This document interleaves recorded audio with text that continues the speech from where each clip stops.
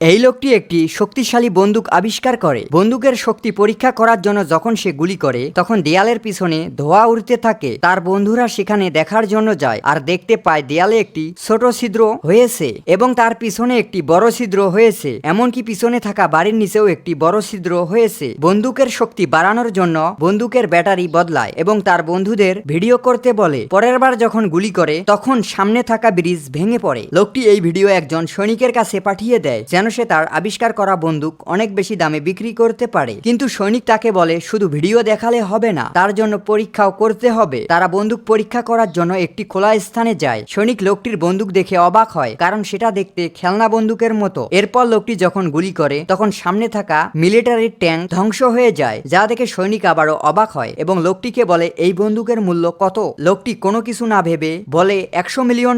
সৈনিক লোকটির সাথে ডিল ফাইনাল করে আর বলে পরের দিন 2টার সময় সে তার বন্দুকের মূল্য পেয়ে যাবে। সৈনিক তার অফিসে আসে এবং লোকটির সম্পর্কে সব ধরনের খোঁজ খবর নেয়। পরের দিন যখন লোকটি টাকা নেওয়ার জন্য আসে লোকটি ভাবে সে এবার বড়লোক হয়ে যাবে। সৈনিক যেন তার সাথে বেইমানি না করতে পারে, তাই লোকটি তার বন্দুক নিয়ে বন্ধুদের আশেপাশে থাকতে বলে। যখন লোকটি সৈনিকদের সাথে দেখা করতে যায় তখন দেখতে পায় সৈনিকদের কাছে কোনো টাকা নেই। আসলে তারা বন্দুকটি ছিনিয়ে নেওয়ার জন্য এসেছে। লোকটি সেখান থেকে পালাতে যাবে তখনই সে জানতে পারে সৈনিক তাকে বলে তোমার পরিবারের সকল সদস্য আমাদের কাছে বন্দী। লোকটির কাছে কোনো রাস্তা না থাকায় লোকটি তার বন্ধুকে ফোন করে এবং বন্দুক সৈনিকদের দিয়ে দেয়। সৈনিক যখন সবকিছু বুঝে পায় তখন তারা লোকটি এবং তার পরিবারকে ছেড়ে দেয়। তার বন্ধুরা মিলে একটি বড় বিল্ডিং এর ছাদের উপর আসে এবং সেখান থেকে সৈনিকদের গাড়ির লোকেশন বের করে, কারণ তারা বন্দুকে একটি জিপিএস লাগিয়ে দিয়েছিল। যখনই গাড়িটি সঠিক জায়গায় আসে লোকটি নতুন একটি বন্দুক বের করে, যে বন্দুক ছিল আগের বন্দুকের থেকেও শক্তিশালী। গাড়িতে থাকা সৈনিক কোনো কিছু বোঝার আগেই লোকটি গাড়িতে গুলি করে এবং বন্দুকের সাথে সাথে গাড়িতে থাকা সৈনিকগুলো মারা যায়। লোকটি সেখানে যাবার সময় একজন